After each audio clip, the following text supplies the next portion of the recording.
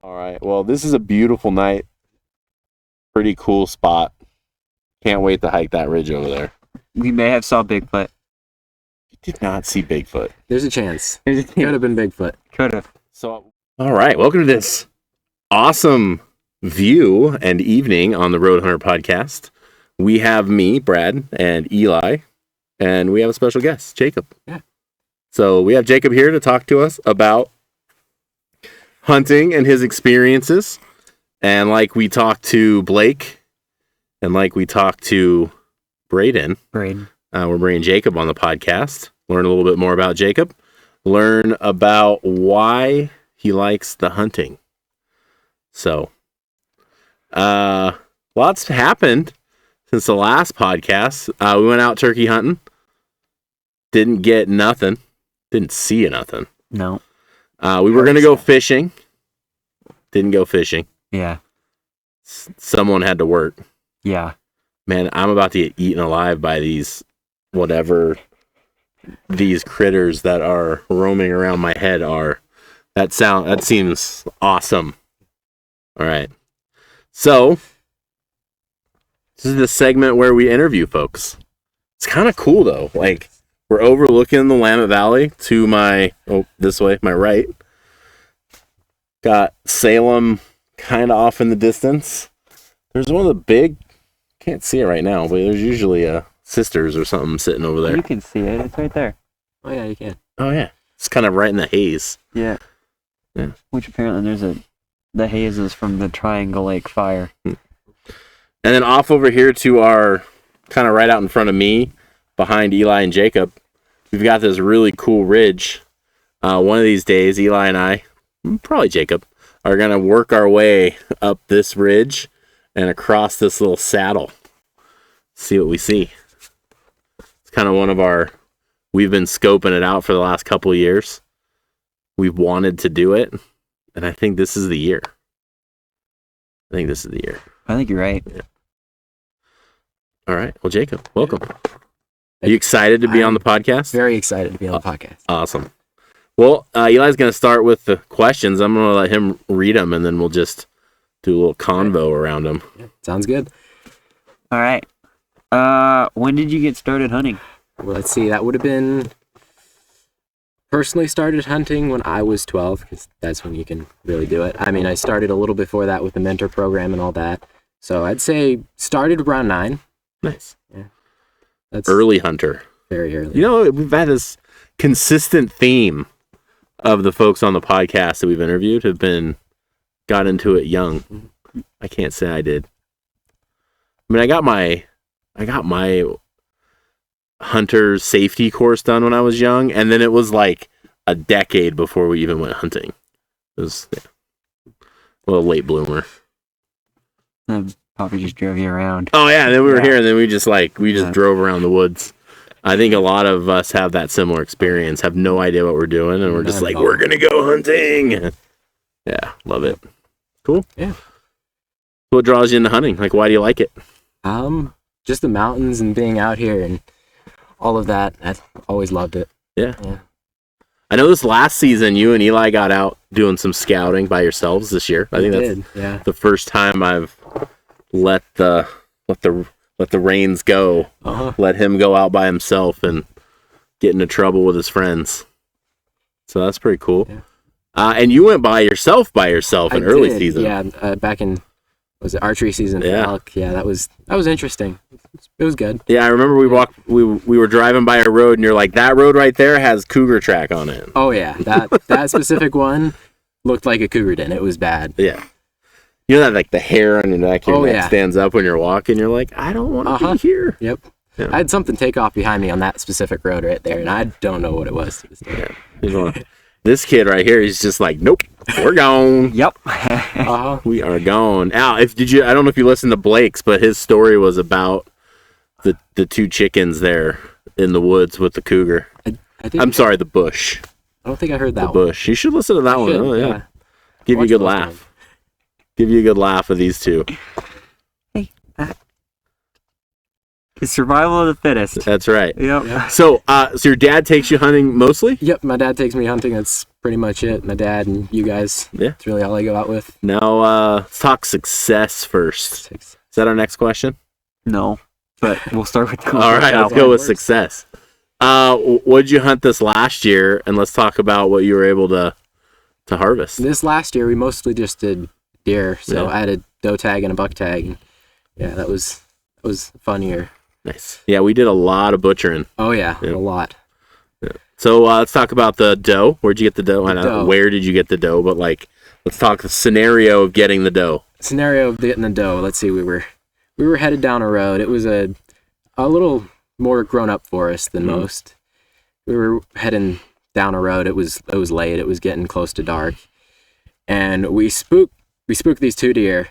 One takes off to the left and one takes off to the right. Mhm. The one that took off to the left, I didn't. That's the only one I saw. Evidently, my dad saw another one take off to the right, which was supposedly a big buck. Always is. Always is. Always a big buck. Always is a big buck. Yeah. Biggest one we've seen all season. Uh-huh. Yep. Okay. I took off out of the truck, chasing after that the doe with my dad yelling at me to go get the buck because I didn't know about that one. Yeah. Ran a ways off the road, was able to get that one to stop, and then was able to smoke it. Yeah. So Nice. I went straight down. It was a good one. Yeah. You got a dandy of a buck this year. I did. Yeah. The buck this year was a nice one. Nice. Let's talk antler size because you know that's what size. people really care about. That was a 3 point, Nice. so 3 on each side. It was a nice deer. It was a solid, typical blacktail. Awesome. Real nice deer. And that was really terrible weather. Oh, the weather wasn't even that bad. Okay. The morning it was a little chilly, but Yeah. it warmed up throughout the day. I was sick. Everybody I knew had pneumonia, and I was coughing my lungs up the whole time. Yeah. So I won't stop even for that. Yeah. So You know, pneumonia is just a slow down. It's not it's slow down me. Mom says go to bed. You're like, no. Uh-huh. Nice. On that deer specifically, I dropped my dad off at one spot and then took the truck around to another spot, and he hiked the road, and there was a big clear cut on the other side of it, about 200 yards, 300 yards away. Yeah. And I hopped out of the truck and was off the road a ways, glassing that clear cut while he was walking the ridge up to it. Nice. So we were trying to get as much area covered as we could. It was about the end of season, coming up right on the end of season. And I spot that deer at, I think it was 240 yards. Yeah. Straight shot. down in the bottom of the canyon. Oh yeah, you Uh-huh. good hike out. Oh yeah, it was a good pack out? pack out. Yeah. That deer sat there for an hour with its head behind a tree while there was a doe below it. I did not know what it was for the full hour. I feel like that's a test of your patience. Oh yeah, it was a true test because I thought it was a doe. Yeah. I'm not gonna lie, that one I thought was a doe, but he eventually came wandering out of there, and I was able to. I think I shot him. I did a few times. A few times. Yeah, because it was a challenging butchering event. Oh, it was. That one. I don't know if the wind was wrong or what, but I shot one, ended up lower back. It wasn't in the gut or anything. Yeah. He was going down. He just wouldn't go down, and then I think I put 2 more in him, and that was what took the care of it. So Nice. it was a good year. And then you guys chose to go straight up the hill rather than the flat area to the The left. flat area was kind of a creek, so we would have to drag through a creek. So fortunately, we were able to drag it halfway up the hill and then run back and get Blake, and we quartered it and packed it out of there the rest of the way because it went from being a moderately steep hill to a straight cliff that we had to climb up. So Yeah. That's slate. Like you go up and then you come down, and you go up and you come down. Yeah. yeah. At least on our pack out of the elk a couple of years ago, it was just straight bird's nest. Like you put your foot in it, went up to your knee, and then it's just such. Most of the stuff that we were on wasn't too bad like that, but These pack outs here in the clear cuts, in the little canyons, in the ravines, they're just rugged. They are rugged.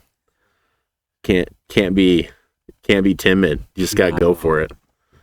All right, what's our next question?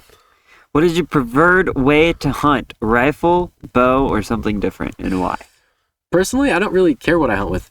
If I can legally hunt with it, I'm gonna take it. Yeah. If it's a good hunt, I'll go on it. Nice. So I like archery. I've always liked archery. I'm a pretty good, decent shot. So I've only just started getting into archery hunting, but I'm going to do some more of it this year. And I think we'll film a bunch of that. Yeah. It'll be on on here later. But so that's going to be fun. We're going to do some elk hunting and stuff. Chili. Yeah. Maybe a bit of deer too. I don't know. I'm excited for the content you guys are going to create as we roll into hunting season. It's going to be fun. Yeah. Sweet. He downplays his decent shot. He did go to nationals for 4-H archery, so like I like the humbleness. I do. But yeah, a decent shot is an understatement. We fling arrows here on our household. We're just, we try hard. We're gonna have to get you out in the duck and turkey woods. Oh, man. we will. I haven't done too much of that. Yeah. I did some turkey hunting when I was younger. I probably shot about 5 turkeys. I shot some big turkeys, but it was all when I was younger. Yeah, we get out there and we're trying to spark up the interest of hunting turkey in the woods. Because you see turkey everywhere on farms and stuff. So we're really trying to figure out how do we actually find these dudes out in the wild. Now Eli's doesn't count because he did shoot it on private. Right, it was a big ass bird. It was a big bird. But we have found the gobbles. We just haven't seen the birds out in the hunts, like in the hunting woods. Cool. We also enjoy the rifle, or pretty much anything. If we can hunt it with a 22, a 17, a shotgun, rifles, ARs, whatever, Wait. Turn some squirrels into some pink mist. And then try and eat the pink mist. Yeah. We are about harvesting and eating in ours. Although, we're finding the animals that we enjoy to eat and the ones that are like, okay, maybe we might consider eating those again. But we need to figure out how to cook a rabbit. Yeah. All right. What's our next question? What has been your favorite pursuit? Your favorite bird, your favorite animal, and your favorite fish? Or like, what is your favorite one out of all of those? Like birds, animals, fishing. Fishing. Let's see. I love going after salmon. That's my favorite. Is to go after some salmon. Doesn't matter where. I like running up rivers for salmon. Yeah. Standing on the bank, just bank fishing for salmon. I would go out in the ocean a lot, and that was always a blast going out in the ocean. Nice. After some salmon. Yeah. Cool. Yeah. How about big game? Big game. I like elk hunting, but I haven't been very good at it. I need to learn how to do it better. Yeah. That's a different game that you gotta know how to do that one. Absolutely. I have this want to be that 15 to 30 yards from a just screaming bull with a bow, and it's terrifying. It is.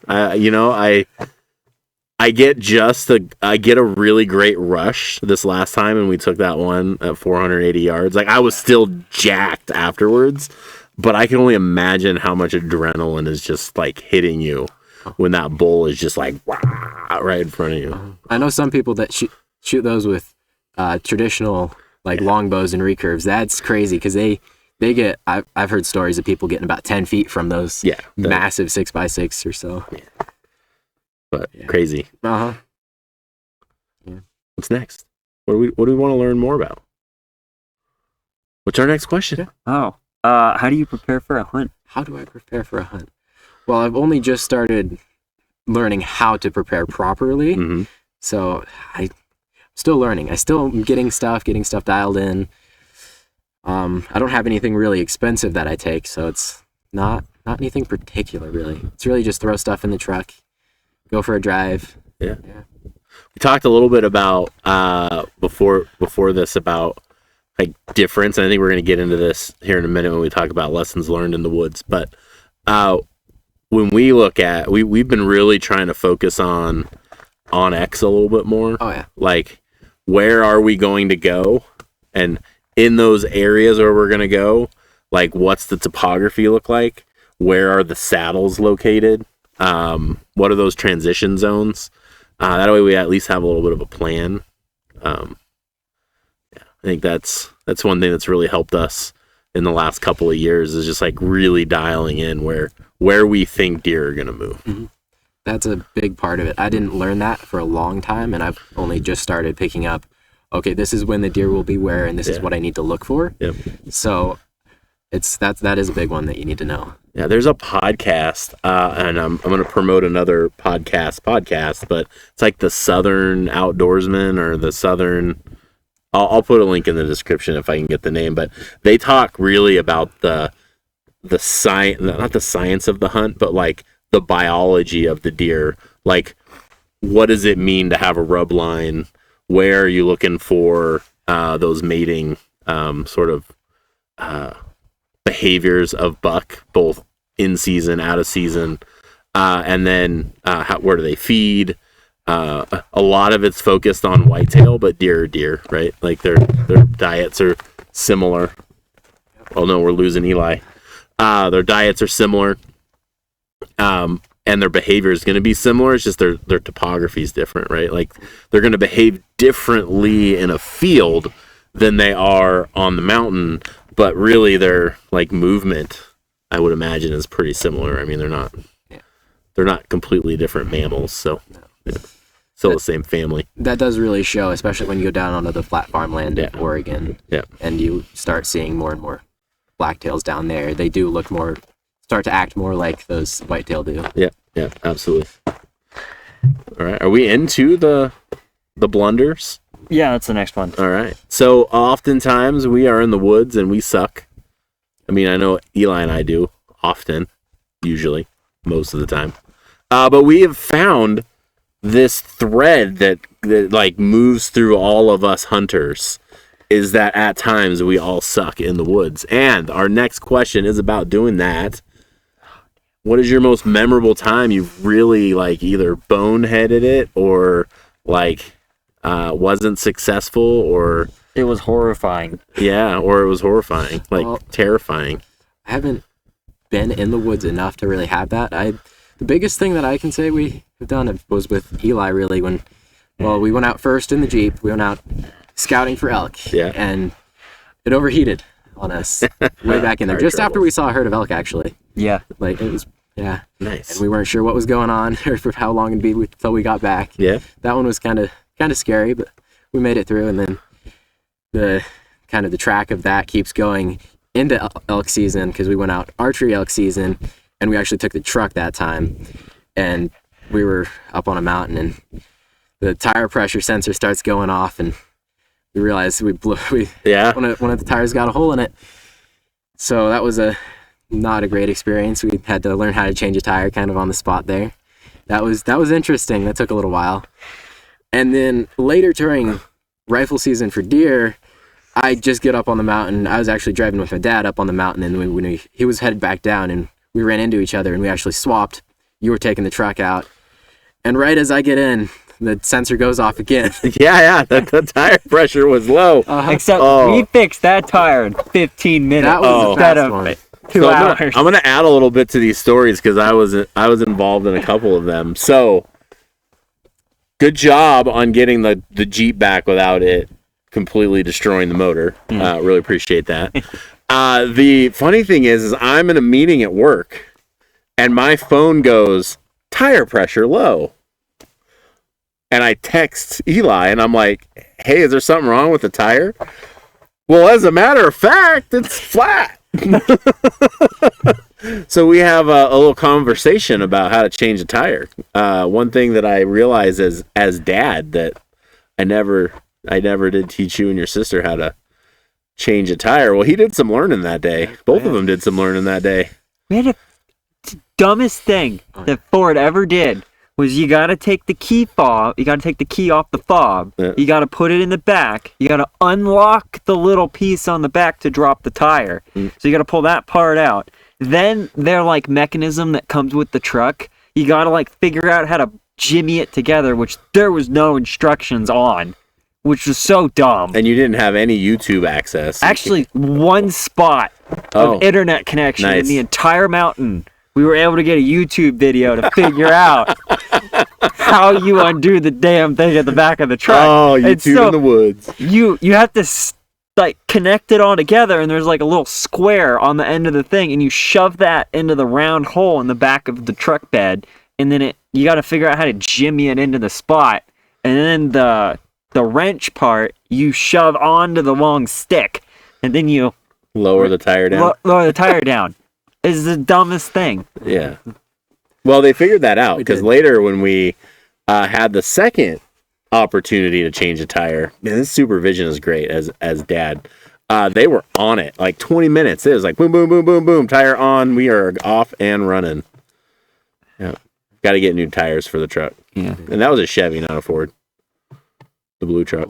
The blue truck? Mm-hmm. We had the Chevy at that time? Yeah. This last year was a Chevy. Yeah, it was. Oh, well, then Chevy's dumb. No, Ford's dumb. Yeah, Ford's dumb. Chevy's dumb too. Yeah. Absolutely. So what do we learn from this? A lot. How to change a tire. Yeah, you change how to change a tire. Zelio is awesome. Yeah. We didn't have it in both of occasions. Well, no, it's a reminder that Zelio is awesome because you didn't have it. Didn't it? Oh, no. Different. We had it at that point. We just didn't have it on my phone. Yeah, you didn't have it with you. Yeah. Yeah, so this year, being the first year, like letting Eli go off on his own in the woods with Jacob has been a learning experience. They have learned a lot about cars and breaking down and making sure we have oil and coolant and tools and fun ways to get a hold of mom and dad. Which I'm just saying, the only person that I go anywhere with where nothing bad happens is Wyatt. Yeah, but he knows how to fix it. Yeah. Yeah. But nothing bad happens. Blake, something bad happens. Him, something bad happens. Yeah. You guys are not lucky in the woods together. No. Although you have had some experiences where you've gone out and been fairly successful. Like the one where you guys hiked 14 miles and almost killed Blake. That was a good one, yeah. That one you made it all the way. Uh-huh. And the only thing that went wrong was Blake was in a lot of pain at the end of it. Yeah. But you didn't really go wrong. No, I think that was the point. Yeah. Cool. The sissy sticks, don't use them. So, what are you looking forward to when it comes to hunting in the next season? In the next season, I'm really looking forward to archery because we're gonna do that big archery. Yeah. A lot of archery stuff for elk. Getting a new rifle set up, so I'm excited to use that and maybe shoot a little bit further distances than I've been able to. Yeah. So that should be fun. So that could be coming out on the podcast soon. We're gonna send your rifle out and get that thing dialed in. Maybe practice with ours a little bit out. Make sure they're dialed in.